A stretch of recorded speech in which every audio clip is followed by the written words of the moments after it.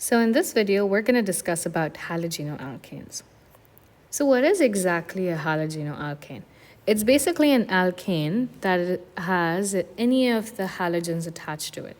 So it could be a bromine, it could be an iodine, it could be fluorine, any of the elements from group 7, right? So whenever you have an alkane with one of these, we call it a halogenoalkane.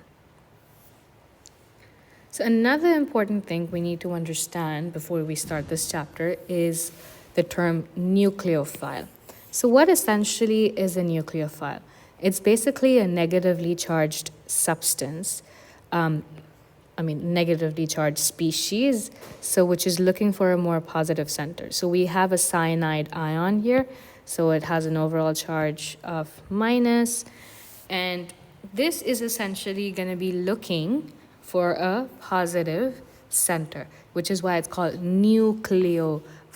Phile means loving, nucleo basically is nucleus, right? Because it's positively charged. Similarly, we had seen something called electrophile before. So electrophile was essentially something that loves electrons, right? So it was more positively charged, and it was looking for an electron-rich center. Now, the next thing I want to discuss is the different kinds of halogenoalkanes, right? So you have primary, so this is primary. Sorry, I'm just going to make this a little bit smaller. So this is primary, which is also known as first degree. This is secondary, and this is tertiary. So what does this mean, right? So what is this primary, secondary, and tertiary? It basically depends on the carbon that is attached to the halogen. So say, for example, this is bromine, right? So if this carbon here is attached to one other carbon, this is going to be called primary. But if this carbon in the center is attached to two other carbons, right? So we're always talking about the carbon that's attached to the halogen, right? So if it's attached to two other carbons, we're going to call it secondary. If it is attached to three other carbons, this is called tertiary. Now, it's very important to know this classification because this is what decides what kind of reactions they're going to undergo. And this applies to entire organic chemistry. So whether you have an alcohol, so you have a primary, secondary, tertiary alcohol, or whether you have acids, all of this classification can be applied to all of them. Now, the next thing we want to discuss is the nucleophilic substitution mechanism, right? So your halogens will undergo nucleophilic substitution. So what essentially happens is, here is your carbon. So we have your carbon here, and this is attached to, say, fluorine. Yeah? And so you have another nucleophile attack it. So this bond, the CF bond, right? This bond that we're looking at here, we're talking about this bond. This is going to be a polar bond in every single halogenoalkane. Why? Because the halogens are more electronegative than your carbon, right? Halogen is definitely more electronegative than the carbon, so it pulls the electrons towards itself. So this forms what we call a polar bond. So it is as if the halogen has a partially negative charge and the carbon has a partially positive charge. On this, you have a nucleophile attacking it, right? So because it's a partially positive charge, remember, our nucleophile loves a positive charge, so it attacks it, right?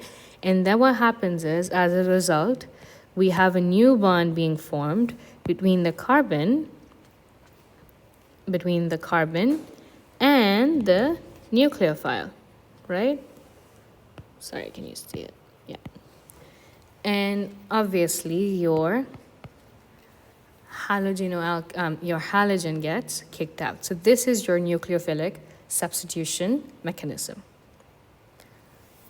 Now, another kind of reaction, another kind of nucleophilic substitution reaction is an SN2 reaction.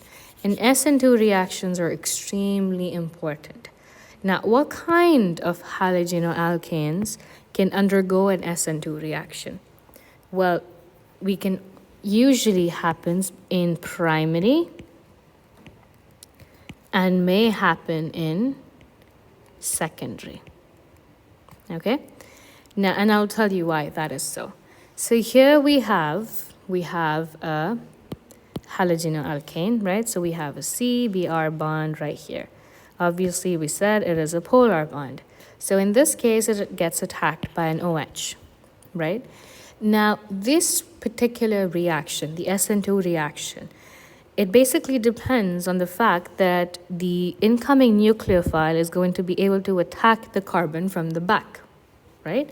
Because that is how it attacks, and it's able to push this guy out. Now, if there is any steric hindrance, so steric hindrance means that if it gets hindered by any of the other carbon, right? We call that steric hindrance. Steric hindrance, right? So if this was, say, a tertiary or even a secondary, right? It gets a little bit difficult for the reaction to happen. So which is why it is most common in primary. Anyhow, so what happens here is, so you have your OH that's incoming, right? And you have your Br that is leaving. This step here that we have, this middle step, is called the transition state. And the occurrence of this step is what decides how quickly this reaction is going to happen, right? This particular transition state. And then at the end, we end up with this. Now, whenever we talk about substitution reactions and their speed of it, we also have to discuss about the halogenoalkane bond itself, right? Now, why is that important? Let's see. So we have CF, which has a bond strength of 467. Then we have CCl, which has a bond strength of 346. Then we have CBr with 290, CI with 228. So what does this tell you? We're talking about bond energy here. So this is how much energy it will be required to break up this bond. So now I want you to go back and think about this mechanism, right? So the first step, obviously, is breaking up this particular bond, right? So if it's going to be difficult for this bond to break, that means that particular reaction will be more energy intensive, correct? So it requires more energy and would possibly be slower than something which requires way lesser energy and can break pretty easily, right?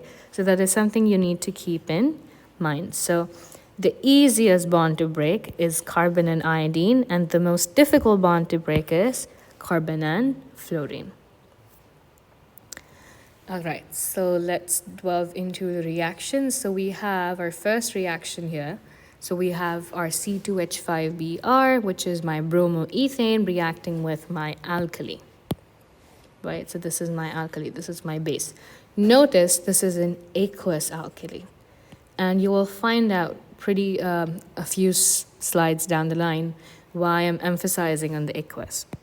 Okay, so what do we get? So we have C2H5Br reacting with your NaOH, so you end up with C2H5 and an OH. So that gives you an alcohol.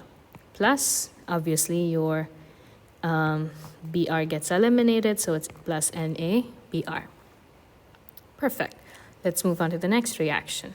So here we have the same thing. We have the same bromoethane, but now it's being attacked by your cyanide ion. So what would happen? Let's see. So we still have our alkane intact. So we're still going to have CH3 and CH2. But now we have CN, right? I'm going to write that in blue. Just give me a second. Sorry. So now we have CN plus Br Br minus, right? That is what gets eliminated. Now there's something I want you to notice here. This guy, right? The CN. Now the CN, what is special about it is it has a carbon in it. So we usually use this kind of reaction to elongate the chain, right? So let me write that down. So this is used to elongate the chain. So anytime as we move on in organic chemistry and we do reaction mechanisms and we do like multiple reactions coming across together, like multi-step reactions, anytime you see the final product having one more carbon than what it started from, you can almost be sure that we had this kind of a reaction, right? And this happens in ethanol. So we have cyanide ion in ethanol. Perfect, let's move on. So the next thing we have is our same old bromoethane. Now it's reacting with our NH3. So we still write the alkane, CH3, CH2, but now we have our NH2, because obviously one of the bonds of the nitrogen was with the carbon now. So one of the hydrogens get eliminated. And then we have the elimination of HBr, right? What is this called? This particular compound? It is called ethylamine, right? So this is now an amine. Wonderful. Now, in this particular reaction, we always add excess of ammonia, right? So this reaction that we were talking about, this guy here, this is always added. So why is the ammonia added in excess? Let's see. It's because your amine can also act as a nucleophile. So this amine right here that is formed, that can still act as a nucleophile and go and attack another halogenoalkane molecule, right? So you have your another halogenoalkane. So this guy attacks it, and you could end up with a secondary amine, right? Something like this. And it can go back and do that again and form a tertiary amine. And then it could also form a quaternary salt. So to prevent that, what we do is we add excess ammonia, right? So let's go back here. So when we add excess of ammonia in here, what does that ammonia do? That ammonia combines with your Br, with your HBr, with your Br, and gives you HBr. So it prevents that from happening. Okay. Now the next thing we want to talk about is the nucleophilic substitution of water. So we have our simple reaction here. What do we have? So we have C2H5Br with H2O. So as we said, what's going to happen? We have our alkane intact, and then we have the addition of an OH on this. And what do you think gets eliminated? Yes, so we have our HBr. And this is an aqueous. Excellent. Now we come to another reaction, which is SN1. Now SN1 reactions basically happen when you have a tertiary. So when you have a tertiary halogenoalkane. So you need to have a tertiary halogenoalkane for this, okay? And why is it called SN1? Why is this called SN1? Because it only depends, the rate of the reaction only depends on one reagent. Let me explain that. So here is your reaction, right? So we have our halogenoalkane right here.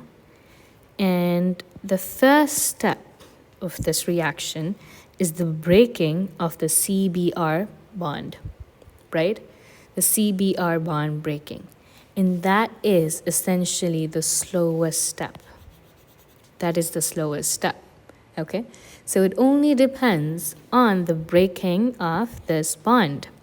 Now, why can this break and why can it form a carbocation? So whenever you have a carbon with a positive charge, we call it carbocation. So why is it able to do this? It's because you have a tertiary alkane. So these guys here, these methanes here, what do? They push their electrons towards the central carbocation and they stabilize that positive charge, which is why it can stay as a carbocation for some time. And then obviously it gets attacked by an OH minus, and then at the end you have a tertiary alcohol. So this is your SN1 reaction. I repeat, so the first step is the breaking of your CBr bond, and that is your slowest step. And that is what determines the speed of this reaction, which is why it's called SN1. Let's move on. Okay, so now we come to the part. Remember when I said at the start that the alkali was in water, right? And that is very important. And this is the reason why. So whenever you have an OH minus, right, if it's in water, it acts as a nucleophile. Okay? And the reaction that we get is a substitution, and the product is alcohol. We already saw that. But if your solvent is alcohol, it starts to behave like a base. And the mechanism that's going to be followed now is called elimination, and you will end up with an alkene. So let's see that. So this is your elimination reaction mechanism, right? So what happens here? So now you have your alkali, right? Your alkali in what? In ethanol, right? So this guy here is in ethanol. So this OH is going to attack your carbon, and you will end up with an elimination. So this bond breaks, and then you have this bond being added here. Your OH gets added onto here. I mean, it takes away the hydrogen, and you end up with a double bond, right? And you have byproducts of H2O and NABR. So whenever you have ethanolic OH minus, right? So let me write that down. Ethanolic OH minus. You end up with elimination. Okay? So let's look at, for example, another example of the same. So suppose if I had 2 bromopropane. Yeah. Suppose I had CH3, CH, Br, CH3, right? And I added NaOH to this. But this NaOH is not aqueous, it's in alcohol. Yeah? What is the product that I'm going to get? I'm going to get an elimination. So I'm going to get CH2, double bind, CH, CH3. Obviously, you have your H2O and NABR. So that is it. That is all I wanted to discuss in halogenoalkanes. Thank you so much. Thank you for watching.